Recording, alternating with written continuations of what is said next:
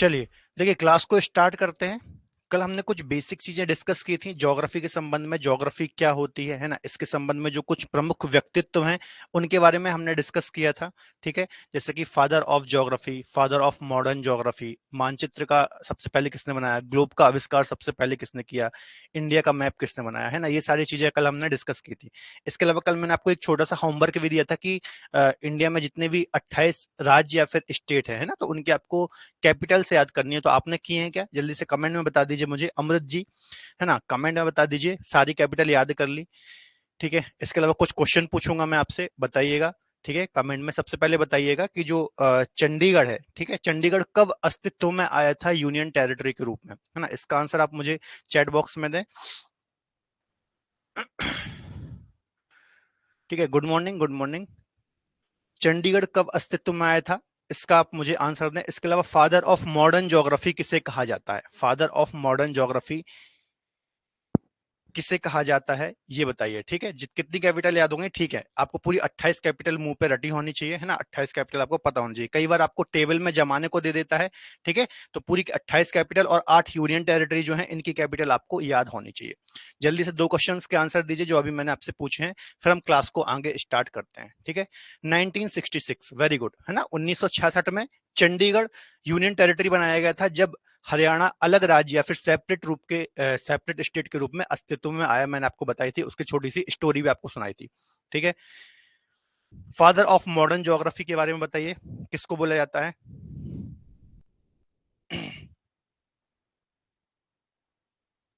ठीक है, देखिए क्लास में जल्दी से टाइम से आप लोग लाइव आ जाइए, आ जाएं तो अच्छा रहेगा। ठीक है, ताकि टाइम से हम क्लास स्टार्ट कर पाए। ठीक है, राजनंदिनी जी टाइम पर आए क्लास में। चलिए, बताइए राजनंदिनी जी, लद्दाख और जम्मू कश्मीर, ठीक है, कब अस्तित्व में आए, इसका भी आंसर आप मुझे दीजिए चैट बॉक्स में। लद्दाख और जम्मू कश्मीर वर्तमान जो उनका स्वरूप देखने को मिलता है यूनियन टेरिटरी के रूप में, तो ये कब अस्तित्व में देखने को मिलते हैं, उसकी आप मुझे डेट बताइए। अगला क्वेश्चन मैंने पूछा फादर ऑफ मॉडर्न ज्योग्राफी, नहीं नहीं, एरेटोस्थनीज नहीं है राजनंदिनी जी, मैंने आप फादर ऑफ मॉडर्न ज्योग्राफी पूछा है। आधुनिक भूगोल के जनक, फादर ऑफ ज्योग्राफी नहीं पूछा है, आधुनिक भूगोल के जनक पूछा है ना। 31 अक्टूबर 2019, ठीक है, वेरी गुड। ठीक है, कुछ क्वेश्चन पूछे उसके आंसर मैं ही दे देता हूं। देखिए, चंडीगढ़ का क्वेश्चन पूछा, कब अस्तित्व में आया था, 1966 में, जब हरियाणा नए राज्य के रूप में अस्तित्व में आया पंजाब से अलग होकर के। उसी टाइम चंडीगढ़ भी न्यू यूनियन टेरिटरी बनी थी और संयुक्त रूप से दोनों की राजधानी बनी थी। अगला क्वेश्चन मैंने पूछा, फादर ऑफ मॉडर्न ज्योग्राफी, आधुनिक भूगोल के जनक, अलेक्जेंडर वॉन हम्बोल्ट, जिनका संबंध जर्मनी से था। काफी आधुनिक अवधारणाएं इन्होंने दी थी, क्लाइमेटोलॉजी नामक शब्द दिया था, कॉस्मोस इनकी बुक का नाम था। इसके अलावा ब्रह्मांड के संबंध में भी कुछ आधुनिक सिद्धांत के रूप में इन्होंने बताया था। ठीक है, अगला क्वेश्चन मैंने पूछा आपसे लद्दाख और जम्मू कश्मीर के संबंध में, तो 31 अक्टूबर 2019 को ये अस्तित्व में आए थे यूनियन टेरिटरी के रूप में, पहले ये राज्य होता था। ठीक है, चलिए आज हम आगे डिस्कस करेंगे। कल हमने भारत के नाम, इसके अलावा केंद्र शासित प्रदेश, कुछ बेसिक चीजों के बारे में डिस्कस किया था। आज हम आगे डिस्कस करेंगे। तो सबसे पहले हमें पढ़ना है अवस्थिति। ठीक है, देखिए जितना भी हम डेली पढ़ते जा रहे हैं, तो डेली बेसिस पर जितना भी हम क्लास में पढ़ेंगे उतना आपको कंप्लीट करके आना है। मैं रैंडम कभी भी कुछ भी पूछ सकता हूं, तो आपको प्रिपेयर रहना है। ठीक है, चलिए क्लास को स्टार्ट करते हैं। अभी तक कोई डाउट है तो बताओ, अभी तक जो कल हमने डिस्कस किया था इसमें कोई डाउट है। ठीक है, गौरव जी पहली क्लास अटेंड कर रहे हैं। गौरव जी किस एग्जाम को टारगेट कर रहे हैं आप, किस एग्जाम की तैयारी कर रहे हैं, थोड़ा सा आप मुझे चैट बॉक्स में बताएं। ठीक है, चलिए देखिए आज हम सबसे पहले बात करेंगे भारत की अवस्थिति के बारे में या फिर लोकेशन के बारे में। कल हमने बच्चों डिस्कस किया था कि भारत के नाम कौन कौन से हैं, जैसे हिंदुस्तान हो गया, भारत हो गया, इंडिया हो गया, इसके अलावा जम्बू द्वीप हो गया, आर्यवर्त हो गया, है ना। सबसे पहले हमने नाम डिस्कस किया था। उसके बाद कितने राज्य और कितनी यूनियन टेरिटरी है, 28 राज्य और 8 यूनियन टेरिटरी या फिर केंद्र शासित प्रदेश हैं, तो इनके बारे में हमने डिस्कस किया था। ठीक है, अब हम देख लेते हैं अवस्थिति कहाँ है। ठीक है, जैसा कि आप इंटरव्यू देने जाते होंगे ना, तो सबसे पहले तो आप अपने परिचय के रूप में अपना नाम बताते हैं। है ना, कि मैं मेरा नाम ये है। उसके बाद आप अपनी लोकेशन बताते हैं ना कि मैं इस शहर से बिलोंग करता हूं, यहाँ पर इस राज्य में फलाने फलाने राज्य में फलानी फलानी जगह पर मेरा शहर है। तो उसी प्रकार से हम इंडिया की लोकेशन भी जरा देख लेते हैं कि इंडिया कहाँ अवस्थित है, पूरे कॉन्टिनेंट्स में या फिर हमारी अर्थ में। ठीक है, चलिए एसएससी को टारगेट कर रहे हैं, चलिए बहुत अच्छी बात है। देखिए अवस्थिति की बात करें बच्चों, तो सबसे पहले जो ग्लोब, ग्लोब को थोड़ा सा समझ लीजिए, हालांकि ये वर्ल्ड ज्योग्राफी में हम डिटेल में पढ़ेंगे, लेकिन यहाँ थोड़ा सा समझ लीजिए, एक मिनट रुकेगा।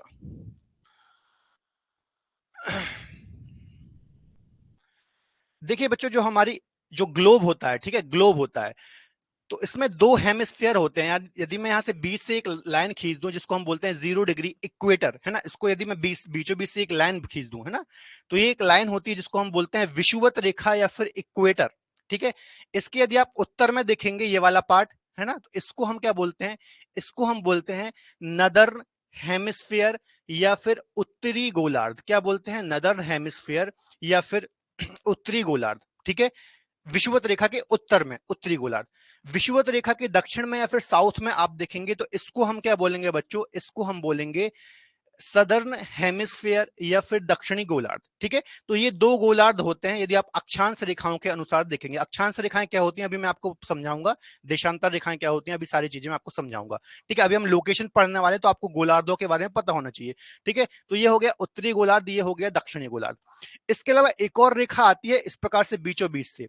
ठीक है, ये भी है 0 डिग्री, इसको हम बोलते हैं 0 डिग्री देशांतर, देशांतर या फिर 0 डिग्री लॉन्गिट्यूड इसको हम बोलते हैं। ठीक है, इसको हम बोलते हैं 0 डिग्री अक्षांश, इसको क्या बोलते हैं, 0 डिग्री अक्षांश। ठीक है, या फिर इसको हम बोलते हैं लैटिट्यूड। ठीक है, लैटिट्यूड, और इसको हम बोलते हैं लॉन्गिट्यूड। ठीक है, तो 0 डिग्री देशांतर के आप इस साइड देखेंगे ये वाला पार्ट, तो इसको हम क्या बोलेंगे, पूर्वी देशांतर, है ना, पूर्वी देशांतर या फिर ईस्टर्न हेमिस्फीयर इसको हम बोलेंगे, और इसको हम बोलेंगे पश्चिमी देशांतर या फिर पश्चिमी गोलार्ध, है ना, पूर्वी गोलार्ध भी बोल सकते हैं, पूर्वी गोलार्ध भी बोल सकते हैं, और इसको हम बोलेंगे पश्चिमी गोलार्ध। ठीक है, अब देखिए हमारा भारत कहां स्थित है। ठीक है, ये 0 डिग्री यहां पर देखिए ये है, और ये 0 डिग्री देशांतर है। ठीक है, अब इसमें यदि मैंने आपको कल के लेक्चर में भारत की लोकेशन बताई थी, तो हमारा भारत देखिए यहां पर स्थित है, ये मैंने सर्कल बना दिया है ना, ये हमारा भारत है। देखिए एशिया कॉन्टिनेंट के अंतर्गत साउथ एशिया या फिर दक्षिण एशिया में हमारा भारत स्थित है। ठीक है, अब मुझे बताइए कि यदि मैं इसको पूछूं कि कौन से गोलार्ध में भारत स्थित है, तो सबसे पहले तो 0 डिग्री अक्षांश इक्वेटर के उत्तर में है, तो क्या बोलेंगे, उत्तरी गोलार्ध। तो हमने लिख दिया उत्तरी गोलार्ध, क्या लिख दिया, उत्तरी गोलार्ध या फिर नदर्न हेमिस्फीयर। ठीक है, तो पहली बात तो निकल के आ गई कि भारत उत्तरी गोलार्ध में है। ठीक है, अब देशांतर के हिसाब से भी देखना पड़ेगा, तो ये 0 डिग्री देशांतर है। ठीक है, तो इसके पूर्व में क्या बताया था मैंने, पूर्वी गोलार्ध, है ना, पूर्वी गोलार्ध बोलेंगे इसको, ईस्टर्न हेमिस्फीयर। तो ये मैंने लिख दिया। ठीक है, तो अब इनको आप जोड़ दीजिए दोनों को, तो क्या बोलेंगे साथ में, उत्तर पूर्वी गोलार्ध। तो भारत किस गोलार्ध में स्थित है, किस हेमिस्फीयर में सिचुएटेड है, तो नॉर्थ ईस्ट हेमिस्फीयर में या फिर उत्तर पूर्वी गोलार्ध में स्थित है। ये चीज समझ में आई, जल्दी से कमेंट में बताओ। दोस्तों मैं पिछले 8 वर्षों से ज्योग्राफी पढ़ा रहा हूं और पिछले कई वर्षों के डिफरेंट एग्जाम पेपर्स को एनालाइज करने के बाद मुझे ये समझ में आया है कि सही प्रिपरेशन के लिए आपको इंपॉर्टेंट एमसीक्यूज पीवाईक्यूज की आवश्यकता होती है, क्योंकि अल्टीमेटली हमें फाइनल एग्जाम में एमसीक्यूज ही फेस करने हैं। तो इसी को ध्यान में रखते हुए हमने ज्योग्राफी के टॉप 1000 एमसीक्यूज पीवाईक्यूज का एक सेट तैयार किया है, जो कि किसी भी कॉम्पिटेटिव एग्जाम के लिए काफी महत्वपूर्ण है। तो आज ही क्रेजी जी के ट्रिक की एप्लीकेशन में जाकर के आप इस कोर्स को अवेल कर सकते हैं। साथ ही डिस्क्रिप्शन में लिंक दी हुई है, तो लिंक के थ्रू भी आप कोर्स को अवेल कर सकते हैं। धन्यवाद। ये चीज समझ में आई कि हम कैसे भारत की अवस्थिति को उत्तर पूर्वी गोलार्ध बता रहे हैं। ठीक है, उत्तरी गोलार्ध में और पूर्वी गोलार्ध में स्थित है भारत, है ना, नॉर्थ ईस्ट हेमिस्फीयर में भारत स्थित है। कमेंट में जल्दी से बता दो इतनी चीज समझ में आई। ठीक है, तो सबसे पहला पॉइंट यही है, देखिए भारत उत्तर पूर्वी गोलार्ध में स्थित है या फिर India is located in the north eastern hemisphere. ठीक है, नॉर्थ ईस्टर्न हेमिस्फीयर। जब हम वर्ल्ड ज्योग्राफी वाला पोर्शन पढ़ेंगे बच्चों, तो इसको हम बहुत डिटेल में डिस्कस करेंगे। ठीक है, चलिए आगे डिस्कस करते हैं। तो पहली चीज तो हमने बता दी कि जो हमारा भारत है हमारी ग्लोब पर, हमारी पृथ्वी पर या फिर जितने भी कॉन्टिनेंट है वहां पर उत्तर पूर्वी गोलार्ध पर स्थित है। ये चीज हमें पता चल गई है ना, उत्तर पूर्वी गोलार्ध। ठीक है, अगली चीज हम क्या बोलेंगे कि 7 महाद्वीप, कल मैंने आपको बताए थे 7 कॉन्टिनेंट मैंने आपको बताए थे। ठीक है, हमारी जो अर्थ है इसमें 7 कॉन्टिनेंट है वर्तमान में। ठीक है, तो इन 7 कॉन्टिनेंट में से कौन कौन से कॉन्टिनेंट है? Asia, Africa, north America, south America, Antarctica, Europe और ऑस्ट्रेलिया, ये 7 महाद्वीप हैं। तो अगली बात ये बतानी पड़ेगी कि कौन से महाद्वीप में है। तो एशिया महाद्वीप में हमारा इंडिया स्थित है, और एशिया महाद्वीप में भी साउथ एशिया या फिर दक्षिण एशिया में हमारा जो इंडिया है वो स्थित है। ठीक है, देखिए ये एशिया कॉन्टिनेंट है पूरा, ये पूरा एशिया कॉन्टिनेंट है। ठीक है, ये पूरा एशिया कॉन्टिनेंट है जो मैंने बनाया। ठीक है, अब इसके बीचों बीच से एक लाइन खींच दीजिए, ये मैंने खींच दी। तो ये हो गया उत्तर एशिया, ये हो गया दक्षिण एशिया। तो यहां पर हमारा भारत स्थित है, तो भारत कहां पर? दक्षिण एशिया में स्थित है। तो सबसे पहली बात बच्चों हमने बोली कि हमारा भारत उत्तर पूर्वी गोलार्ध या फिर नॉर्थ ईस्टर्न हेमिस्फीयर में स्थित है।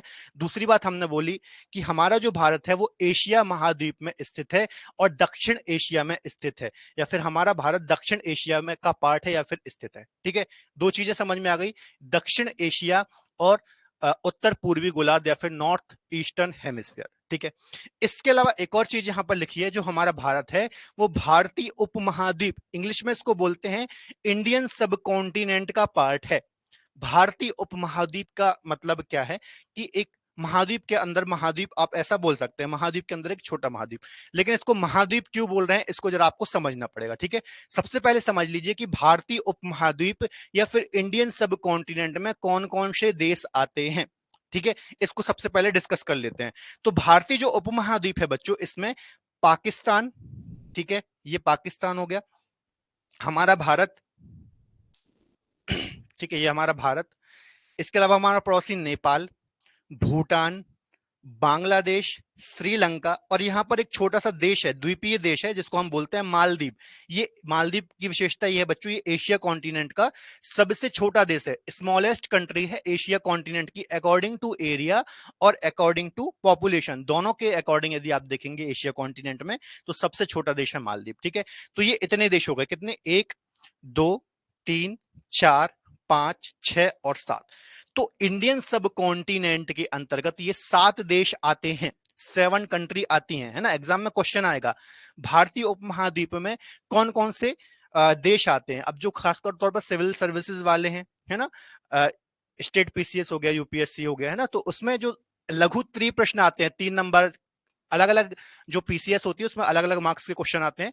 तो 3 नंबर में जो क्वेश्चन आते हैं उसमें आपको लिखने को आ सकता है भारतीय उपमहाद्वीप के रूप में, है ना, ऐसे छोटे क्वेश्चन आते हैं। तो आपको पता होना चाहिए 7 देश इसके अंतर्गत आते हैं। इसके अलावा इसकी विशेषता क्या है, इसको हम क्यों भारतीय उपमहाद्वीप बोलते हैं, तो जरा देखिए यहाँ पर बच्चों आपको हिमालय दिख रहा हुआ है ना, ये हिमालय है यहाँ पर, ठीक है पूरा हिमालय है, यहाँ पर हिंदू कुश पर्वत फैला हुआ है, ये हिमालय का ही एक प्रकार से देखा जाए तो पार्ट है।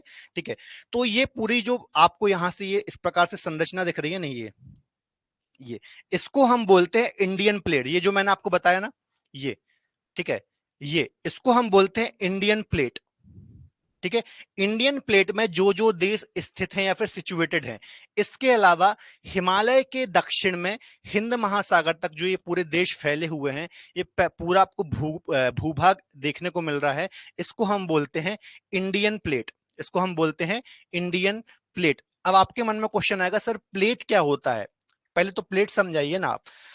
तो देखिए प्लेट को अभी हम जब से हिमालय पढ़ेंगे तो भी मैं आपको बताऊंगा, इसके अलावा प्लेट टेक्टोनिक एक पूरा का पूरा चैप्टर है उसमें भी हम पढ़ेंगे कि आखिर प्लेट क्या होती है। तो शॉर्ट में मैं आपको समझा देता हूं, जैसे हमारी जो अर्थ है ना ये हमारी अर्थ है बच्चों। तो अर्थ में 3 लेयर होती हैं, क्रस्ट, मेंटल, कोर, है ना, क्रस्ट बीच वाला, मेंटल और सबसे अंदर बीच वाला कोर, है ना।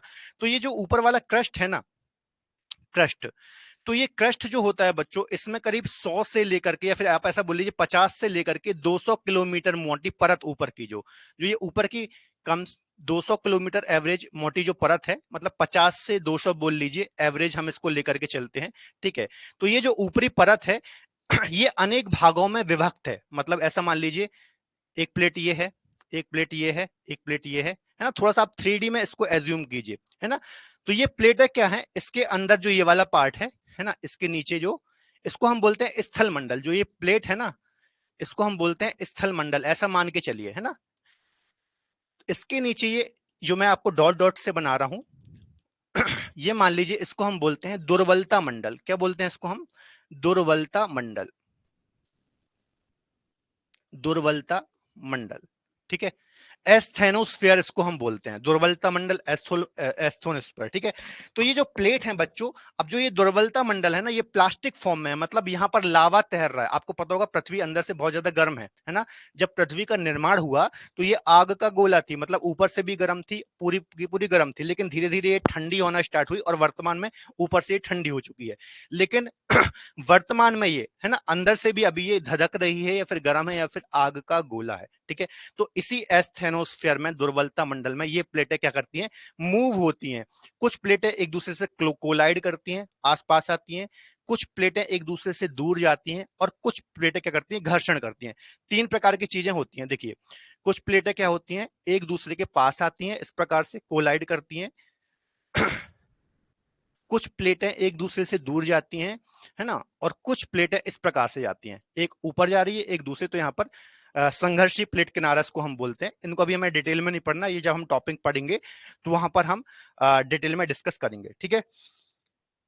स्थल स्थल मंडल, स्थल मंडल को लिथोस्फीयर बोलते हैं, है ना, लिथोस्फीयर बोलते हैं स्थल मंडल को, ठीक है। तो ये तीन प्रकार से प्लेटों का मूवमेंट होता है। तो अभी आपको सिर्फ इतना समझना है कि ये हमारी जो प्लेट है, ठीक है, इसको ही हम इंडियन सब कॉन्टिनेंट बोलते हैं, जिसमें इतने 7 देश आते हैं, ठीक है। ये एक बार आप देख लीजिए, यहाँ पर मैंने मैप डाला हुआ है। तो देखिए ये मेन मेन जो प्लेटें हैं उनको है, जैसे देखिए ये हमारी इंडियन प्लेट है ना। ये हमारी इंडियन प्लेट है, इसको ही हम इंडियन सब कॉन्टिनेंट बोलते हैं, है ना। इसको ही हम क्या बोलते हैं बच्चों? इंडियन सब कॉन्टिनेंट बोलते हैं। दोस्तों, आप किसी भी कॉम्पिटेटिव एग्जाम की यदि तैयारी कर रहे हैं तो एमसीक्यूज और पीवाईक्यूज का काफी महत्वपूर्ण रोल होता है, क्योंकि फाइनल एग्जाम में आपको एमसीक्यूज के माध्यम से ही आंसर देने होते हैं। और इसी के चलते हमने ज्योग्राफी के टॉप 1000 क्वेश्चन का एक सेट तैयार किया है और इसके डिफरेंट पैकेज तैयार किए हैं। जैसे कि ये 1000 क्वेश्चन यदि आप आंसर के साथ चाहते हैं तो मात्र 29 रुपीज में आप ये पीडीएफ अवेल कर सकते हैं। इसके साथ साथ यदि आपको एक्सप्लेनेशन भी चाहिए है हर एक क्वेश्चन का पीडीएफ के थ्रू, तो मात्र 39 रुपीज में ये आपको पीडीएफ मिल जाती है। यदि एक्सप्लेनेशन, क्वेश्चन आंसर और वीडियो सॉल्यूशन, जो कि हर एक क्वेश्चन का मैंने वहां पर सॉल्यूशन कराया है वीडियो फॉर्म में, यदि ये पैकेज चाहिए तो मात्र 49 रुपीज में। इसी में यदि आप टॉपिक वाइज टेस्ट ऐड कर देंगे तो ये पैकेज आपको 59 रुपीज का पड़ जाता है। और मिक्स क्वेश्चन के साथ प्रैक्टिस सेट यदि आप इसमें ऐड करेंगे तो मात्र 69 रुपीज में ये पैकेज आपको मिल जाता है। तो आप अपनी सहूलियत के हिसाब से कोई भी पैकेज अवेल कर सकते हैं। इसके अलावा हमारी क्रेजी जी के ट्रिक की एप्लीकेशन को डाउनलोड कर सकते हैं, वहां से ये कोर्स अवेल कर सकते हैं, और डिस्क्रिप्शन में लिंक दी हुई है तो वहां से भी ये कोर्स अवेल कर सकते हैं। धन्यवाद। इसके अलावा देखिए अफ्रीकन प्लेट है, यूरेशियन प्लेट है, नॉर्थ अमेरिकी प्लेट है, साउथ अमेरिकी प्लेट है, पैसिफिक ओशन वाली एक प्लेट है, अंटार्कटिक वाली प्लेट है ना। इसमें भी आपको उतना डीप में अंदर नहीं घुसना है, इसको हम बाद में डिस्कस करेंगे जब ये लेक्चर डिस्कस करेंगे। तो मेरा बताने का मतलब है, जो ये हमारी इंडियन प्लेट दिख रही है, इसमें पाकिस्तान, भारत, नेपाल, भूटान, बांग्लादेश, श्रीलंका, इंडिया, इसके अलावा मालदीव आते हैं, ठीक है। तो इसको ही हम बोलते हैं भारतीय उपमहाद्वीप, जिसमें 7 देश आते हैं, जो हिमालय से लेकर के हिंद महासागर तक सिचुएटेड है, ठीक है। इतनी चीजें याद रखना है। तो ये देश के नाम है, देख लीजिए। 7 देश आते हैं, इंडिया, पाकिस्तान, नेपाल, भूटान, बांग्लादेश, श्रीलंका और मालदीव, ठीक है। भारतीय उपमहाद्वीप दक्षिण एशिया में एक भौगोलिक क्षेत्र, देखिए यहां पर लिखा है भौगोलिक क्षेत्र है। यह भारतीय प्लेट पर स्थित है, जो हिमालय से लेकर के हिंद महासागर में दक्षिण की ओर प्रक्षेपित है। मतलब हिमालय से लेकर के यहां पर यहां पर ये पूरा हिंद महासागर, ये पूरा हिंद महासागर वाला हिस्सा है, ठीक है। तो हिमालय से लेकर के हिंद महासागर तक प्रक्षेपित है, ठीक है। साउथ एशिया का एक ये पार्ट है, याद रखना। तो आई थिंक आपको समझ में आ गया होगा भारत की अवस्थिति कैसे हम बोलेंगे। भारत उत्तर पूर्वी गोलार्ध में, या फिर नदर्न ईस्टर्न हेमिस्फीयर में स्थित है, जो कि दक्षिण एशिया का पार्ट है और इंडियन प्लेट का हिस्सा है, ठीक है। इंडियन प्लेट का हिस्सा ऐसा नहीं बोलेंगे, भारतीय उपमहाद्वीप का हिस्सा है, ऐसा बोलना ज्यादा अच्छा रहेगा, ठीक है। भारतीय उपमहाद्वीप का हिस्सा है। भारतीय उपमहाद्वीप क्या है? जो हिमालय से लेकर के दक्षिण में हिंद महासागर तक प्रक्षेपित है, ठीक है। चलिए, इतनी चीज समझ में आई, जल्दी से कमेंट में बता दीजिए। भारत की लोकेशन समझ में आ गई, है ना। अब कभी आपको नहीं भूलना, जैसे मैंने आपको पढ़ाया है वैसे ही आपको याद करना है कौन से हेमिस्फीयर में स्थित है, ठीक है। थोड़ा सा आपको बस एटलस, एटलस सबके पास आ गया है, कल मैंने बोला था सबके पास एटलस होना चाहिए, है ना। तो एटलस सबने ले लिया है, ये और कमेंट में बता दीजिए। चलिए, अब हम देखते हैं बच्चों आकार और विस्तार, ठीक है, हमारे कंट्री के बारे में। तो सबसे पहले आकार और विस्तार के अंतर्गत हमारे देश का क्षेत्रफल कितना है, क्या क्या चीजें हमने डिस्कस कर ली, एक बार हम शॉर्ट में रिवीजन कर लेते हैं। सबसे पहले हमने भारत जो हमारा देश है, ठीक है, हमारी कंट्री है, इसके हमने नामों के बारे में डिस्कस किया कि हमारे देश को किस किस नाम से जानते हैं, संविधान में कौन कौन से नाम उल्लेखित हैं। उसके बाद कितने राज्य, कितनी यूनियन टेरिटरी है, 28 राज्य, 8 यूनियन टेरिटरी है, ठीक है। इसके बाद मैंने फिर अभी आपको इसकी जो लोकेशन है ग्लोब पर, अर्थ पर, उसकी लोकेशन पूरी मैंने आपको समझा दी है ना। अब इसका आकार और विस्तार भी समझ लेते हैं कि क्षेत्रफल क्या है, इसको हम कैसे डिनोट करते हैं अक्षांशीय और देशांतरी विस्तार के अनुसार, ये सारी चीजें, ठीक है। तो क्षेत्रफल की हम बात करेंगे तो 32,87,263 है ना, ये एक डेटा है, 32,87,263। अब आप उसको कैसे भी याद कर सकते हैं, 3287263 जैसे आप याद करते हो वो याद कर सकते हैं, जनरल सा फैक्ट है, लेकिन मोस्ट इंपॉर्टेंट फैक्ट है बच्चों, कई बार एग्जाम में पूछा जाने वाला फैक्ट है ना। 32,87,263 वर्ग किलोमीटर है ना, स्क्वायर किलोमीटर, ऐसे ही आपको याद करना है, ठीक है। तो ये हमारा बच्चों क्षेत्रफल है, हमारे देश का क्षेत्रफल है, ठीक है। अब दूसरी बात आती है कि अभी आपको जो मैंने वर्ल्ड मैप में इंडिया की लोकेशन दिखाई थी, ठीक है, तो उसमें जितना भी स्थलीय भाग है ना, लैंड एरिया है, तो उसका हमारे देश का जो स्थलीय भाग है वो कितना परसेंटेज है, मतलब जितने भी कॉन्टिनेंट वगैरह मैंने आपको बताए थे, मान लीजिए पूरे महाद्वीप हैं, तो इसमें ये हमारा भारत है, ठीक है। तो इस क्षेत्रफल का कितना परसेंट हमारा भारत है, तो 2.43% हमारा भारत है, ये पूरा 100% है, ठीक है, ये पूरा 100% है, तो इसका 2.43% हमारा भारत का है। लैंड एरिया की बात कर रहा हूं, स्थल भाग की बात कर रहा हूं मैं, ठीक है। तो याद रखना है विश्व के क्षेत्रफल का 2.43%, 2.43% एरिया हमारे भारत के पास है। लेकिन यहां पर समस्या वाली बात क्या है कि एरिया तो सिर्फ 2.43% है, लेकिन जनसंख्या कितनी है, 17.5% है, ठीक है। विश्व के क्षेत्रफल का हम 2.43% लेते हैं, लेकिन जनसंख्या में कितना प्रतिनिधित्व करते हैं, 17.5 का। आपको पता होगा इंडिया की पॉपुलेशन सेकेंड नंबर पर आती है वर्ल्ड में, है ना, लगभग 140 करोड़ के आसपास वर्तमान में हमारे यहाँ की पॉपुलेशन है। देखा जाए 2011 की सेंसस के अकॉर्डिंग तो 121 करोड़ थी, है ना। अभी नई सेंसस की जनगणना आएगी तब आपको क्लियर डाटा पता चलेगा, लेकिन अभी लगभग ऐसा अंदाजा लगाया था कि 140 करोड़ के आसपास हमारी पॉपुलेशन है, फिर जनसंख्या है, ठीक है। तो याद रखना है क्योंकि सेकंड लार्जेस्ट कंट्री है अकॉर्डिंग टू पॉपुलेशन, इसलिए विश्व की जनसंख्या का प्रतिनिधित्व 17.5% के रूप में हम करते हैं, ठीक है। तो ये तीन डेटा यहां पर लिखे हैं, क्षेत्रफल कितना है, विश्व के क्षेत्रफल का कितना प्रतिशत है, और विश्व की जनसंख्या का कितना प्रतिशत हम प्रतिनिधित्व करते हैं, ठीक है। तो ये तीनों डेटा याद रखना है। 32,87,263 वर्ग किलोमीटर क्षेत्रफल है, विश्व के क्षेत्रफल का 2.43% है, और 17.5% जनसंख्या है, ठीक है। अभी तो बहुत ज्यादा बढ़ चुकी होगी, ये 2011 की सेंसस का डाटा है, ठीक है। ये 2011 की सेंसस का डेटा है, ठीक है। अभी आपको 140 के हिसाब से कैलकुलेट नहीं करना है, क्योंकि जो नया डेटा आएगा, नई सेंसस का डेटा आएगा, अभी कोविड के कारण लेट हो गई जनगणना, ठीक है। तो वो जब आएगा तब आपको अपडेट करना है, लेकिन अभी आपको यही मान के चलना है, ठीक है। चलिए आगे डिस्कस कर लेते हैं। अब देखिए भारत क्षेत्रफल के अनुसार 7वें नंबर पर आता है, ठीक है। अभी हमने बात की क्षेत्रफल में हमारा कितना स्थान है, 2.43% है।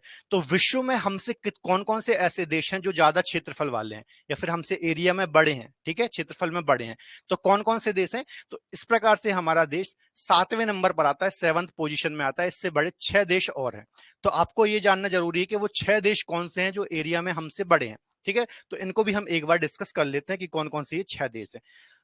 देखिए यहां पर मैं एक बार वर्ल्ड मैप खोल लेता हूं, ठीक है। एक बार ये वाला पॉइंट और पढ़ लीजिए कि क्षेत्रफल के अनुसार 7वें नंबर पर आते हैं, लेकिन जनसंख्या के अनुसार दूसरे नंबर पर आते हैं, ये तो आपको पता ही होगा, ठीक है। देखिए यहां पर वर्ल्ड मैप में आपको बता देता हूं, सबसे बड़ा जो बच्चों देश है ये कौन सा है, तो आपको पता होगा, यहां पर आपको एक विशाल देश दिख रहा है ये, ठीक है, ये वाला, इसको हम बोलते हैं रसिया या फिर रूस। ये पहले नंबर पर आता है, अपने आप में एक बड़ा सा महाद्वीप टाइप का दिखता है ना, रशिया, रूस, ये सबसे बड़ा देश है। ये एक ऐसा देश है बच्चों की 2 महाद्वीपों में फैला हुआ। एक और बात बता दूं इसकी, यहां से यदि मैं एक लाइन खींच दूं इस प्रकार से, ठीक है, तो ये वाला जो पार्ट है ये यूरोप के अंतर्गत आता है, बाकी बचा हुआ एशिया कॉन्टिनेंट के अंतर्गत आता है।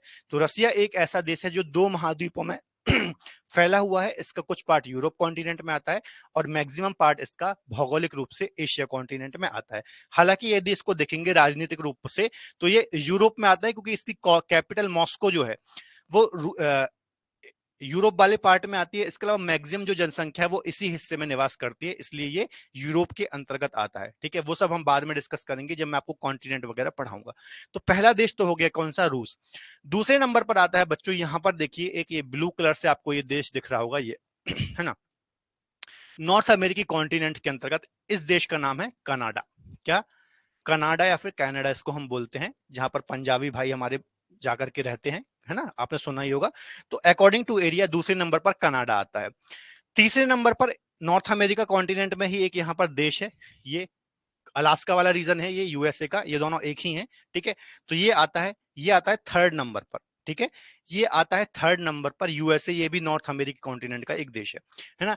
इसके बाद चौथे नंबर पर आता है बच्चों, यहां पर देखिए ये चौथे नंबर पर आता है ये चाइना। ठीक है, हमारा ही पड़ोसी है, हमारे नॉर्थ में स्थित एक देश है चाइना या फिर चीन, ये चौथे नंबर पर आता है। अब यहां पर कुछ बुकों में बच्चों तीसरे नंबर पर, थर्ड पोजीशन पर चीन मिलता है। ठीक है, और फोर्थ नंबर पर यूएसए मिलता है। ठीक है, तो यहां पर काफी ज्यादा बच्चों को कंफ्यूजन होता है कि तीसरे पर चीन को रखें या फिर तीसरे पर यूएसए को रखें। तो यहां पर आपको डाउट में क्लियर कर दूंगा कि देखिए जो अकॉर्डिंग टू यूएन की रिपोर्ट है ना, उसमें वो अमेरिका को थर्ड नंबर पर रखता है। इसके अलावा जो हमारी एनसीईआरटी वगैरह की बुक है उसमें भी अमेरिका को थर्ड पर रखता है, लेकिन कुछ बुक में चीन को थर्ड पर रखता है। ये एरिया का डिस्प्यूट इसलिए भी आता है क्योंकि देखिए बहुत ज्यादा एरिया में अंतर नहीं है, लेकिन एरिया को लेकर डिस्प्यूट इसलिए आता है क्योंकि आपको पता होगा चीन की जो नीति है साम्राज्यवादी नीति है, और इसके भी डिस्प्यूट चलते हैं लैंड को लेकर के, जैसे हमारे भारत के साथ ही चलता है ना। तो इस कारण से एरिया में थोड़ा बहुत डिफरेंस मिलता है। तो याद रखना है थर्ड पर आपको किसको रखना है, अमेरिका को रखना है, और चौथे पर आपको चीन को रखना है। लेकिन मान लीजिए एग्जाम में कभी ऐसा क्वेश्चन आ गया कि चीन की थर्ड पोजीशन है, ठीक है, और फोर्थ पोजीशन किसकी है, चीन की थर्ड पोजीशन है और फोर्थ पर यूएसए की पोजीशन है, ऐसा कोई क्वेश्चन आ गया है ना, और ऐसा कोई ऑप्शन नहीं है जिसमें यूएसए थर्ड पर है और चीन फोर्थ पर है, तो फिर इस कंडीशन में आप इस आंसर को टिक कर सकते हैं, क्योंकि हो सकता है उस एग्जामिनर ने उस बुक को प्रेफर किया हो जहां पर चीन की थर्ड पोजीशन दी हो। तो थोड़ा समझदारी से पेपर को आपको सॉल्व करना है। ठीक है, बाकी सारे डाउट मैंने आपको यहाँ पर क्लियर कर दिए। चलिए आगे डिस्कस करते हैं। तो कौन कौन से देश हो गए, रशिया हो गया, कनाडा हो गया, अमेरिका हो गया, चीन हो गया, है ना, ये चीन हो गया। पांचवें नंबर पर आता है बच्चों यहां पर ब्राजील। ये देखिए साउथ अमेरिकी कॉन्टिनेंट का एक देश है ब्राजील, जो कि पांचवें नंबर पर आता है। ठीक है, छठवें नंबर पर यहां पर एक देश है जो कि अपने आप में एक महाद्वीप भी है और एक देश भी है, छठवें नंबर पर आता है ऑस्ट्रेलिया। ठीक है, और सातवें नंबर पर आता है ये सेवंथ पोजीशन पर आता है हमारा भारत। ठीक है, सातवें नंबर पर आता है हमारा भारत। तो ये टोटल 7 देश हैं जो सबसे बड़े देश हैं अकॉर्डिंग टू एरिया, आपको याद रखना है। ठीक है, इसी क्रम में आपको याद रखना है, क्योंकि एग्जाम में क्वेश्चन कैसे आएगा, 7 देशों के नाम या फिर 4-5 देशों के नाम आपको दे देगा, बढ़ते या फिर घटते क्रम में, असेंडिंग डिसेंडिंग ऑर्डर में जमाने को आपको दे देगा, है ना। तो उसमें आपको थोड़ा सा कंफ्यूजन होता है, इसलिए आपको इसी क्रम में याद रखना है कि ये एरिया के अकॉर्डिंग 7 बड़े देश हैं। अब हम बात कर लेते हैं बच्चों जनसंख्या के अनुसार कौन कौन से बड़े देश हैं। ठीक है, तो सबसे बड़ा देश तो आपको पता ही होगा चीन। हालांकि अभी एक ऐसी न्यूज आई थी कि इंडिया की जो पॉपुलेशन है उसने चीन को पीछे छोड़ दिया और भारत सबसे ज्यादा जनसंख्या वाला देश बन गया, लेकिन अभी कोई ऑफिशियल ऐसी बात नहीं है ना। तो अभी हमको चीन को ही फर्स्ट मानना है, पहले नंबर पर चीन है, सेकेंड नंबर पर क्या है, भारत है। ठीक है, तो ये जनसंख्या के अनुसार 2 बड़े देश हैं, हमारे एशिया कॉन्टिनेंट के अंतर्गत ही हैं। तीसरे पर आता है बच्चों यहां पर देखिए ये देश है अमेरिका, है ना, लगभग 33-35 करोड़ के आसपास जनसंख्या है। तो थर्ड पोजीशन पर आता है अमेरिका, है ना। फोर्थ पर आप देखेंगे तो यहाँ पर एक देश है, यहाँ पर आप देखिए हिंद महासागर, यहाँ पर नीचे भारत के ही दक्षिण में देखेंगे कि द्वीपीय देश है, इसको हम बोलते हैं इंडोनेशिया। इंडोनेशिया, इसके अलावा इंडोनेशिया एक ऐसी कंट्री है जहां पर सर्वाधिक मुस्लिम पॉपुलेशन निवास करती है, सर्वाधिक मुस्लिम जनसंख्या निवास करती है। ठीक है, तो ये आता है चौथे नंबर पर, ये आता है चौथे नंबर पर।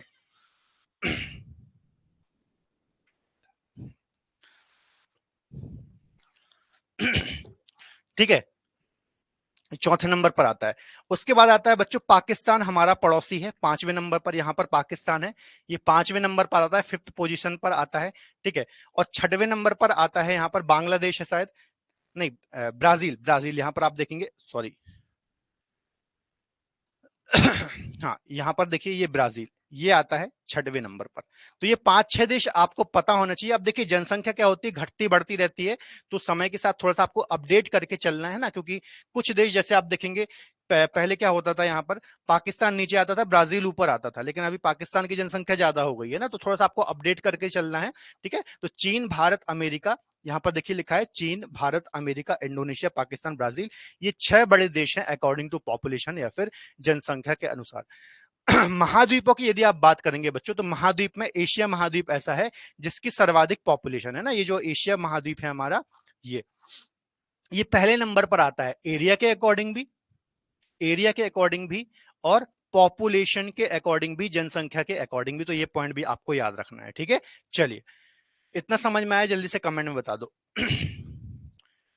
इतनी चीजें समझ में आई, बेसिक चीजें ही हम डिस्कस कर रहे हैं। देखिए ये टॉपिक जो है बच्चों, पहला भारत का सामान्य परिचय, किसी भी एग्जाम में इजीली आपको 2 से 3 क्वेश्चन देखने को जरूर मिल जाएंगे। ठीक है, चाहे आप एसएससी का एग्जाम दें, चाहे आप कोई पीसीएस का एग्जाम दें, प्रीलिम्स में आपको इजीली क्वेश्चन देखने को मिल जाता है, क्योंकि काफी बड़ा चैप्टर है, बेसिक बातों के बारे में चर्चा की जाती है। इंडियन ज्योग्राफी में भारत का एक परिचय हम यहाँ पर डिस्कस करते हैं, है ना। लेकिन यहाँ पर गलतियां भी बहुत होती है, क्योंकि फैक्ट ज्यादा है, लेकिन फैक्ट को भी हमें थोड़ा समझ के अंडरस्टैंडिंग से पढ़नी है, तो ईजी हो जाती है चीजें ना, आपको रटना नहीं पड़ेगा। तो जैसे जैसे मैं आपको समझा के मैपिंग से पढ़ा रहा हूं, वैसे ही आपको यहाँ पर याद करना है। बताओ समझ में आ गया? अगर आप इस वीडियो का पीडीएफ लेना चाहते हैं, डिटेल पीडीएफ लेना चाहते हैं, तो आप कहाँ से ले सकते हैं, 2 मिनट में मैं आपको थोड़ा सा एक्सप्लेन कर देता हूँ। देखिए फ्रेंड्स, हमारा करंट अफेयर का एक स्पेशल पैकेज है, ओएसएस करंट अफेयर। इसी ओएसएस करंट अफेयर के पैकेज में जो भी आपको टॉपिक वाइज करंट अफेयर की पीडीएफ्स आने वाली है, ये सारी पीडीएफ मिल जाती है। देखिए करंट अफेयर को लेकर बच्चे बहुत परेशान होते हैं, लगातार मेरी बात भी होती रहती है। तो करंट अफेयर के लिए एक कंप्लीट सॉल्यूशन पैकेज हमने आपके लिए डिजाइन किया है, जो कि है ओएसएस पैकेज। इस ओएसएस पैकेज को मैं जल्दी से आपको थोड़ा एक्सप्लेन कर देता हूँ। इस ईयरली करंट अफेयर पैकेज में आपको हर मंथ करंट अफेयर का डिटेल ई बुक मिलता है, जिसमें छोटे छोटे करंट अफेयर जो होते हैं सभी को अच्छे से एक्सप्लेन किया जाता है। इसके अलावा हर मंथ जो आपको मंथली करंट अफेयर का वीडियो मिलता है, उसका डिटेल पीडीएफ मिल जाता है इसके अंदर। इसके अलावा करंट अफेयर की आप इस पैकेज के अंदर प्रैक्टिस कर सकते हैं, टाइम टू टाइम टेस्ट दे सकते हैं।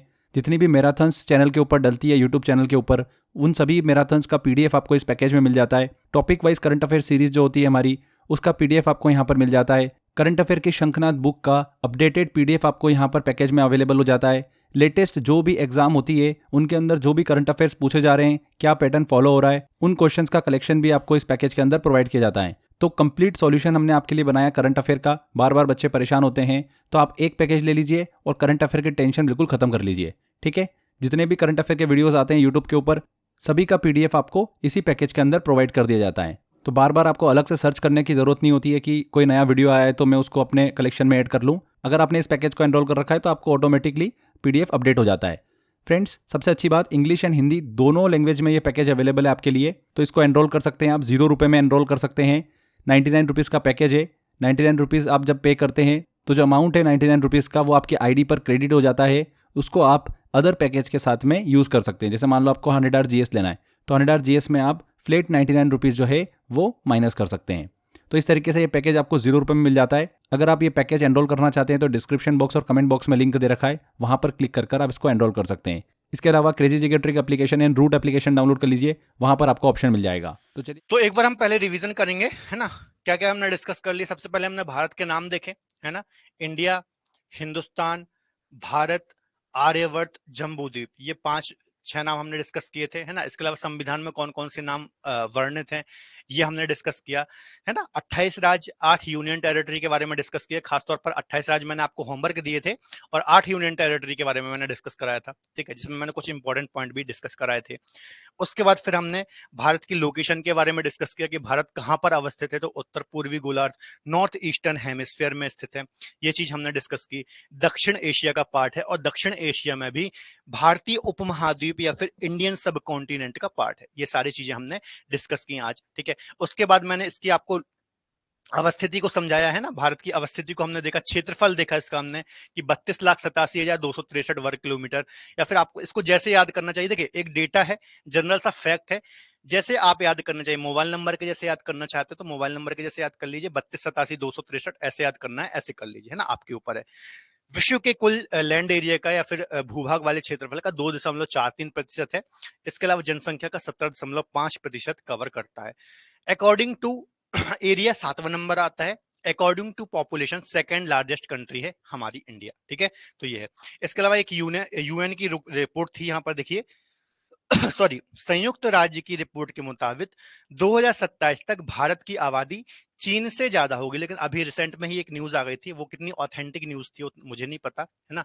हालांकि अभी नहीं हुआ है ऐसा। चीन की लगभग 144 करोड़ के आसपास पॉपुलेशन है और हमारी 140 करोड़ के आसपास पॉपुलेशन है, ठीक है।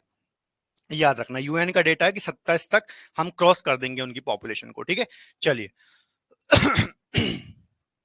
तो ये सारी चीजें देखिए। अब अक्षांश देशांतर रेखा मैं आपको बाद में पढ़ाऊंगा वर्ल्ड ज्योग्राफी में, यहां पर मैं आपको डिस्कस नहीं कराऊंगा, ठीक है। ये अक्षांश देशांतर रेखाओं को मैं अभी आपको डिस्कस नहीं कराऊंगा, ठीक है। थोड़ा सा शॉर्ट में आपको समझा दूंगा क्योंकि अभी हम टाइम इसमें खराब नहीं करेंगे। भारत के सामान्य परिचय को ही हम यहाँ पर डिस्कस करेंगे, ठीक है। चलिए, इसको हम वर्ल्ड ज्योग्राफी में पढ़ेंगे।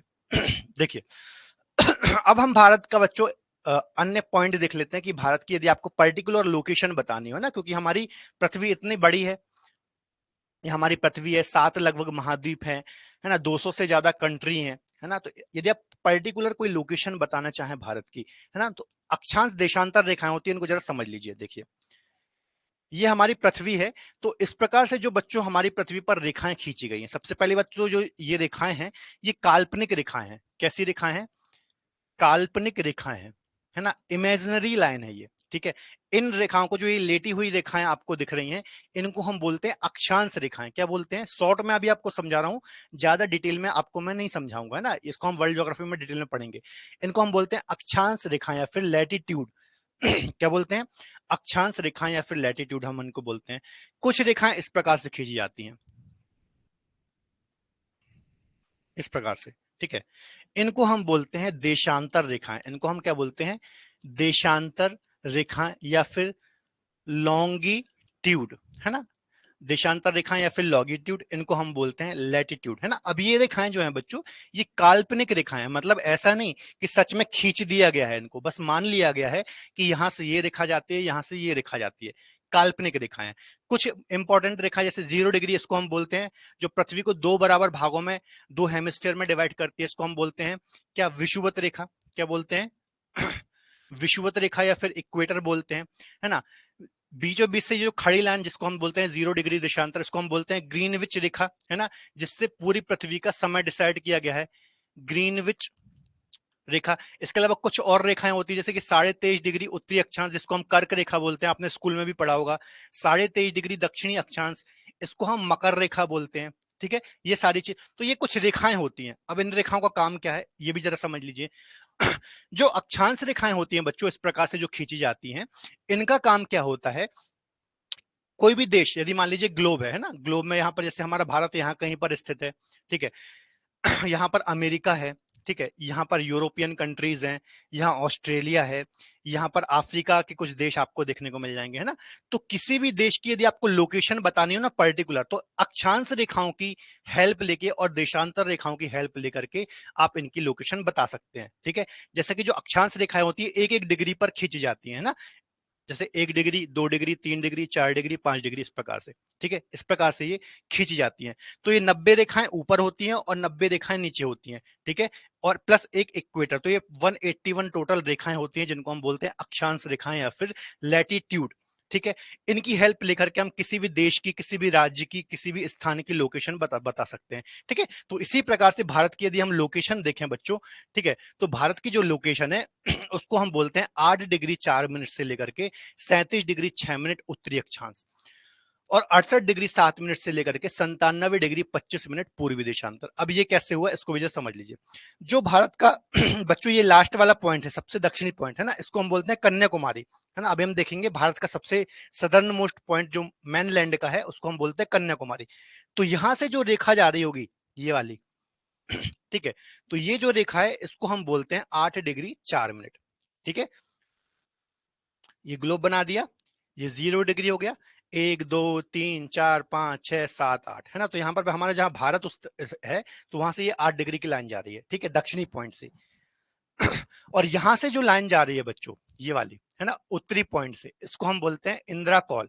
इसको हम बोलते हैं 37 डिग्री 6 मिनट। एक मिनट रुकिएगा।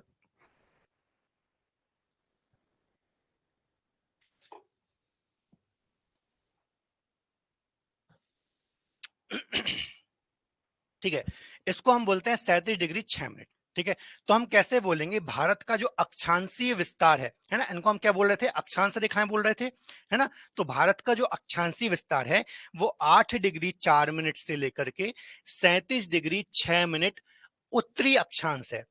अब उत्तरी अक्षांश क्यों बोलेंगे हम, दक्षिणी अक्षांश क्यों नहीं बोल रहे, उत्तरी अक्षांश से क्यों बोल रहे हैं, इसके पीछे रीजन है कि भारत उत्तरी गोलार्ध में स्थित है ना। देखिए एक बार और समझिए। ये 0 डिग्री हो गई, तो ये जो रेखाएं हैं ये वाली, है ना, इनको हम क्या बोलेंगे, उत्तरी अक्षांश रेखाएं, उत्तरी अक्षांश रेखाएं। जो 0 डिग्री के दक्षिण में, इनको हम बोलेंगे दक्षिणी अक्षांश रेखाएं। ठीक है, तो भारत ऑब्वियसली बात है, मैंने बता दिया आपको कि उत्तरी गोलार्ध में स्थित है, नदर्न हेमिस्फीयर में स्थित है। ठीक है, तो अक्षांशीय विस्तार को जब भी आप एक्सप्लेन करेंगे तो हमेशा उत्तरी अक्षांश शब्द को यूज करेंगे, नॉर्थ लैटिट्यूड को यूज करेंगे। ठीक है, क्योंकि हमारा भारत नदर्न हेमिस्फीयर में स्थित है, उत्तरी अक्षांश में स्थित है, उत्तरी गोलार्ध में स्थित है। ठीक है, तो 8 डिग्री 4 मिनट से लेकर के 37 डिग्री 6 मिनट के बीच में हमारे भारत की अवस्थिति है। ठीक है, आप इस एड्रेस को डालेंगे तो आपको भारत की लोकेशन बता देगा। ठीक है, इसके अलावा देशांतरी विस्तार की बात करें तो जो ये रेखा यहां से जाती है ना, और जो रेखा यहां से जाती है जो रेखा यहां से जाती है, 195 कंट्री है ना सर, राजनीति ये बोल रही है 195। देखिए 195 जो कंट्री है वो अकॉर्डिंग टू यूएन है, जो यूएन संयुक्त राष्ट्र है ना, उसमें जो रजिस्टर्ड कंट्री है ऐसा बोल लीजिए, या फिर उनके जो सदस्य हैं उसके अकॉर्डिंग 195 है। पर बहुत सारे देश ऐसे हैं जिनको रिकॉग्नाइज नहीं किया जाता या फिर यूएन के मेंबर नहीं है, तो ऐसा देखा जाए तो 200 से भी ज्यादा कंट्री है। ठीक है, वो 195 जो है वो अकॉर्डिंग टू यूएन है या फिर यूएन के जो सदस्य हैं। ठीक है, वैसे तो 200 से भी ज्यादा है। ऐसे बहुत से छोटे छोटे देश हैं जिनको रिकॉग्नाइज नहीं करते एज अ कंट्री या फिर यूएन के मेंबर नहीं है, तो 200 से ज्यादा देश है। ठीक है, वो आपकी बात भी सही है, अकॉर्डिंग टू यूएन आप बात कर रहे हो। तो देखिए यहां से जो रेखा जाती है और यहां से जो रेखा जाती है, तो इसको हमने क्या बोला था, इसको हमने क्या बोला था बच्चों, ये 0 डिग्री हो गई, हमारा भारत यहां पर स्थित है।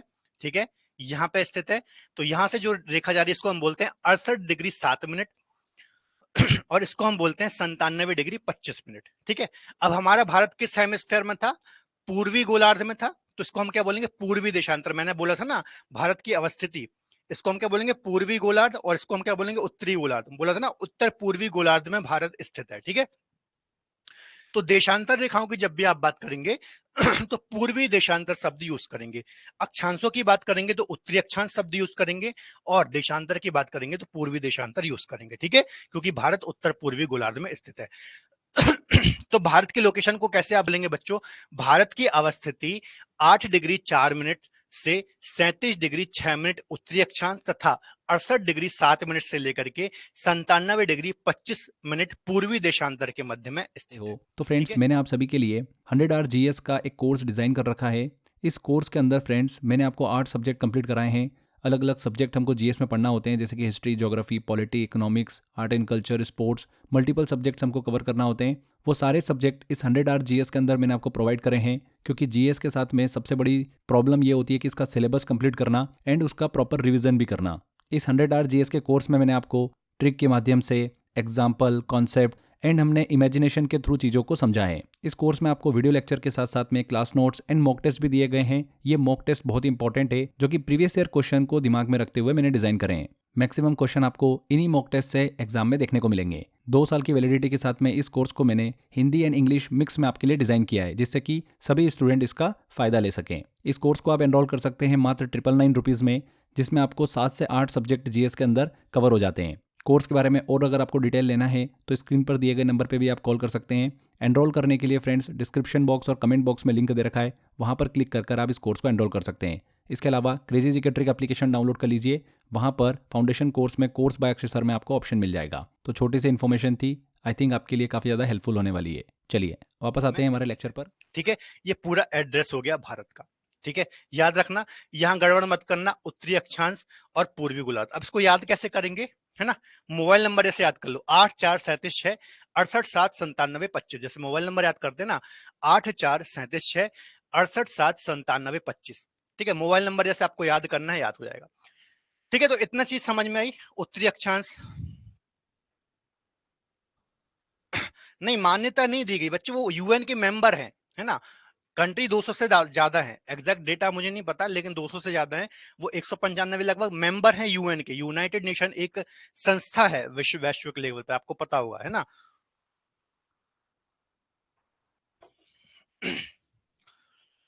ठीक है, चलिए, तो देखिए, अब देखिए, ये तो हो गया मैन, जो हमारा ये है ना पूरा मैन लैंड है भारत का। ये क्या है, मैन लैंड है। ठीक है, ये मैनलैंड है। लेकिन भारत का जो बच्चों सबसे दक्षिणी पॉइंट है ना, अभी हम डिस्कस करेंगे, वो आपको यहां अंडमान निकोबार में देखने को मिलेगा। मतलब क्या है, एक रेखा यहां से जा रही है, ठीक है, ये, और एक रेखा यहां से जा रही है जो कि अंडमान निकोबार, चूंकि भारत का ही हिस्सा है, यहाँ पर अंडमान निकोबार आइलैंड है, द्वीप समूह है ना। तो सबसे जो दक्षिणी रेखा है वो आपको अंडमान निकोबार से गुजरती हुई दिखती है, जिसको हम बोलते हैं 6 डिग्री 4 मिनट। ठीक है, तो कभी संपूर्ण विस्तार पूछ ले, मतलब मेनलैंड वाला आप बोलेंगे तो 8 डिग्री 4 मिनट ही है, मतलब यहां से जो रेखा निकल रही है ये 8 डिग्री 4 मिनट वाली है। लेकिन इसके दक्षिण में भी एक पॉइंट है जिसको हम बोलते हैं इंदिरा पॉइंट, अंडमान निकोबार में है, इसको हम बोलते हैं 6 डिग्री 4 मिनट। तो संपूर्ण विस्तार पूछ ले तो क्या बोलेंगे, 6 डिग्री 4 मिनट से लेकर के 37 डिग्री 6 मिनट उत्तरी अक्षांश। ठीक है, कंफ्यूज मत होना, मेनलैंड का है 8 डिग्री 4 मिनट, और संपूर्ण अंडमान निकोबार की बात करेंगे तो 6 डिग्री 4 मिनट इसका विस्तार होगा। कंफ्यूज मत होना इधर पर, ठीक है। चलिए अगला, अब भारत के बच्चों कुछ पॉइंट हैं, है ना, जैसे कि सबसे उत्तरी नदर्न मोस्ट पॉइंट, सबसे दक्षिणी सदर्न मोस्ट पॉइंट, सबसे ईस्टर्न मोस्ट पॉइंट, सबसे वेस्टर्न मोस्ट पॉइंट, है ना। तो यहां से भी एग्जाम में क्वेश्चन आ जाते हैं। तो सबसे नदर्न मोस्ट पॉइंट या फिर उत्तरी पॉइंट कौन सा है, तो यहां पर आप देखेंगे, है ना, यहां पर, तो यहां पर आपको मिलेगा इंदिरा कॉल, ये लद्दाख रीजन है हमारा, है ना, ये लद्दाख रीजन है। तो यहां पर आपको मिलेगा इंदिरा पॉइंट। सीधा सा एग्जाम में क्वेश्चन आता है, भारत का सबसे नदर्न मोस्ट पॉइंट या फिर उत्तरी पॉइंट क्या है, तो है इंदिरा पॉइंट। ठीक है, भारत का सबसे दक्षिणी पॉइंट आपको यहां मिलेगा 6-4 में, मैंने आपको बताया था। ठीक है, जिसको हम बोलते हैं अंडमान निकोबार आइलैंड में, जो निकोबार आइलैंड है, ठीक है, यहां पर आपको देखने को मिलेगा, इसको हम बोलते हैं इंदिरा, इंदिरा पॉइंट, है ना, इसको हम बोलते हैं इंदिरा पॉइंट। ये भारत का सबसे सदर्न मोस्ट पॉइंट है। लेकिन मुख्य भूमि की बात करेंगे तो यहां पर आएगा, तो इसको हम बोलेंगे कन्याकुमारी। क्या बोलेंगे इसको, कन्याकुमारी। अब कैसे आपको एग्जाम में क्वेश्चन आएगा, एक क्वेश्चन आएगा, भारत का सबसे दक्षिणी बिंदु कौन सा है, तो सबसे दक्षिण की बात की जा रही है, सदर्न मोस्ट की बात की जा रही है, तो आपको चला जाना है अंडमान निकोबार में 6-4 में। ठीक है, तो क्या बोलेंगे, इंदिरा पॉइंट। लेकिन ऐसा क्वेश्चन आ गया कि भारत का मुख्य भूमि का सबसे दक्षिण बिंदु, ये मुख्य भूमि है ना भारत की, ये मेनलैंड है, तो इसका है कन्याकुमारी, जो कि तमिलनाडु का एक रीजन है। ठीक है, तो याद रखना है, मुख्य भूमि का कन्याकुमारी, और सबसे दक्षिणी कौन सा है, इंदिरा पॉइंट है। ठीक है, सबसे पूर्वी की बात करेंगे बच्चों तो यहां पर वालांगू है, वालांगू या फिर किविथु इसको हम बोलते हैं, अरुणाचल प्रदेश में। और सबसे पश्चिम की, वेस्टर्न मोस्ट की बात करेंगे तो यहां पर गौर माता या फिर गुहार मोती, गुजरात का कच्छ जिला है, इसके अंतर्गत ये आता है। ठीक है, तो ये 4 पॉइंट है, इंदिरा कॉल, इंदिरा पॉइंट, कन्याकुमारी, वालांगू किविथु, या फिर यहाँ पर गौर माता या फिर गुहार मोती। तो यहां से क्वेश्चन आते हैं, फैक्ट आपको याद रखना है, देखिए यहां पर लिखे हुए सारे। सबसे उत्तरी northern most point Indira call है, भारत का सबसे दक्षिणी point southern most point Indira point है, या फिर इसको पिगमिलियन पॉइंट के नाम से भी जानते हैं, पार्सन्स पॉइंट के नाम से भी जानते हैं, अन्य नाम है इसके, आगे बात करेंगे। ठीक है, भारत का सबसे पूर्वी पॉइंट किविथु है, यहां पर किविथु है अरुणाचल प्रदेश में, और सबसे पश्चिमी पॉइंट गुहार मोती या फिर गौर माता है, यहां पर अरुणाचल प्रदेश के अंतर्गत आता है। ठीक है, तो अपने बच्चों भारत का अक्षांशीय और देशांतरीय विस्तार देख लिया, इसको समझ लिया। ठीक है, इसके अलावा भारत का उत्तरी पॉइंट, दक्षिणी पॉइंट, पूर्वी पॉइंट, पश्चिमी पॉइंट, इसको भी हमने यहाँ पर समझ लिया। ठीक है, तो ये आपको याद रखना। और मुख्य भूमिका यहाँ में मैंने बताया कन्याकुमारी, तमिलनाडु के अंतर्गत, पहले इसको कैप कैमोरिन के नाम से जाना जाता था। ठीक है, तो इतनी चीजें समझ में आए, जल्दी से बताओ जल्दी बताओ।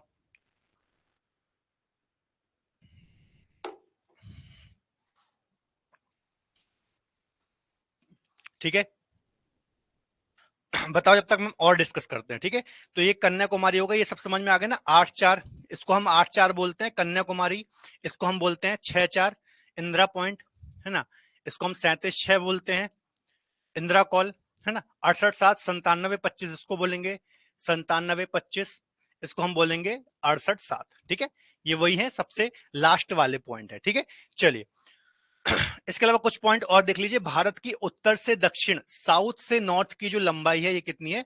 3214। यहां से इंदिरा कॉल से कन्याकुमारी तक आप जाएंगे तो आपको सीधा जाएंगे यदि, तो कितनी दूरी तय करनी पड़ेगी? 3214, 3214 किलोमीटर है। पूर्व से पश्चिम जाएंगे तो 2933 है ना। यहां से यहां जाएंगे आप तो 2933। एग्जाम में क्वेश्चन आता है भारत की उत्तर से दक्षिण की लंबाई कितनी है, पूर्व से पश्चिम की कितनी है, ठीक है, लेंथ कितनी है, नॉर्थ टू साउथ और ईस्ट टू वेस्ट। तो 3214 2933 डेटा है जनरल सा। इसके अलावा संरचना कैसी है? अब देखिए यदि आप इन चारों पॉइंट को मिला दें, ये ठीक है, ये तो इसको हम बोलते हैं चतुष्कोणीय संरचना। तो भारत की यदि संरचना पूछ ले, ठीक है, तो कैसी है भारत की संरचना बच्चों? चतुष्कोणीय संरचना है भारत की, आपको याद रखना है, ठीक है, याद रखना चतुष्कोणीय, इसको हम बोलते हैं चतुष्कोणीय संरचना, ठीक है। ये एक पॉइंट है जनरल सा। इसके अलावा भारत में कितने भू आवेष्टित राज्य हैं? अब भू आवेष्टित राज्य क्या होते हैं, लैंडलॉक्ड स्टेट क्या होते हैं, इसको भी समझ लीजिए। देखिए लास्ट पॉइंट ही है, इसके बाद क्लास एंड करेंगे। देखिए भू आवेष्टित राज्य, ठीक है, या फिर बोलते हैं इंग्लिश में लैंड लॉक्ड स्टेट, है ना। ऐसे राज्य बच्चों जिनकी सीमा किसी सागर, महासागर या फिर किसी अन्य देश, है ना, इंटरनेशनल बॉर्डर से जिनकी सीमा नहीं लगती है, ऐसे राज्यों को हम लैंडलॉक्ड स्टेट या फिर भू आवेष्टित राज्य बोलते हैं। अब देखिए मध्य प्रदेश है, ठीक है, इसकी सीमा ना तो किसी सागर महासागर से लग रही है, बंगाल की खाड़ी, अरब सागर से किसी से नहीं लग रही है, ना ही किसी अन्य देश, पाकिस्तान, बांग्लादेश, चीन, किसी से नहीं लग रही है, ठीक है, ना तो किसी इंटरनेशनल बॉर्डर से लग रही है इसकी सीमा, ना किसी सागर महासागर से लग रही है। तो ऐसे राज्यों को बोलते हैं भू आवेष्टित राज्य या फिर लैंडलॉक्ड स्टेट। तो ऐसे 5 राज्य हैं बच्चों हमारे देश में जिनको भू आवेष्टित राज्य की संज्ञा दी जाती है, लैंडलॉक्ड स्टेट की संज्ञा दी जाती है। कौन कौन से हैं? हरियाणा, मध्य प्रदेश, इसके अलावा छत्तीसगढ़ हो गया, तेलंगाना हो गया और झारखंड हो गया, ठीक है। देखिए हरियाणा, मध्य प्रदेश, झारखंड, छत्तीसगढ़, तेलंगाना। अपने एटलस में आप देखना कि इनकी सीमा ना तो किसी सागर महासागर से लगेगी, ना ही किसी इंटरनेशनल बॉर्डर से लगेगी। बाकी जितने भी राज्य हैं या तो उसकी सीमा किसी इंटरनेशनल बॉर्डर से लगेगी या किसी सागर महासागर से लगेगी, ठीक है। तो ये 5 राज्य ऐसे हैं जो कि भू आवेष्टित हैं या फिर लैंड लॉक्ड हैं, आपको याद रखना है। ये 5 राज्यों के नाम यहां पर लिखे हुए हैं, ठीक है। ये देखिए भूआवेष्टित राज्य क्या होती है, इसकी डेफिनेशन यहाँ पर लिखी हुई है, जिसकी सीमा ना तो जली सागर महासागर से लगे, ना किसी अंतरराष्ट्रीय बॉर्डर से लगे, ठीक है। तो आज के लिए इतना काफी है, ठीक है। काफी सारी चीजें हमने डिस्कस की भारत की अवस्थिति को लेकर, अक्षांश देशांतर को लेकर के, ठीक है। लैंडलॉक्ड कंट्री हमने यहाँ पर देख ली, किस गोलार्ध में भारत स्थित है, इंडियन प्लेट क्या है, भारतीय उपमहाद्वीप क्या है, ये सभी चीजें हमने डिस्कस की। कोई डाउट हो तो बताओ, नहीं तो फिर क्लास को एंड करते हैं। और क्लास समझ में आई हो? क्लास समझ में आ गई? कोई दिक्कत, कोई डाउट?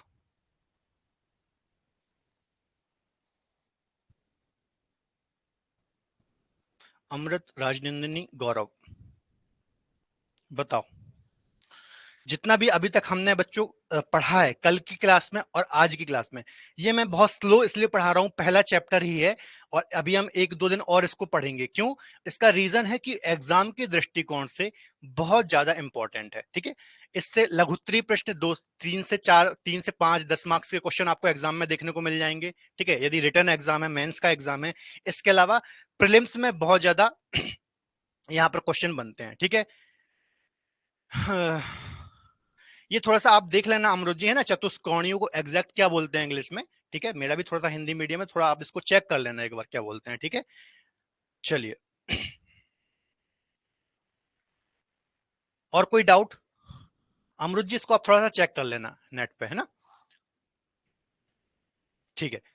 चलिए तो आई थिंक कोई डाउट नहीं है। बाकी कोई डाउट हो तो अच्छे से पढ़ना है, इसको मैपिंग करना है, एटलस से पढ़ना, जितनी भी चीजें हमने देखी हैं इनकी लोकेशन से देखना, ठीक है। बाकी कोई डाउट हो तो कल की क्लास में हम डिस्कस करेंगे। तो फिलहाल आज की क्लास में इतना ही, मिलेंगे कल, तब तक ऐसे ही पढ़ते रहिए, अपना ख्याल रखिए, बाय बाय, टेक केयर।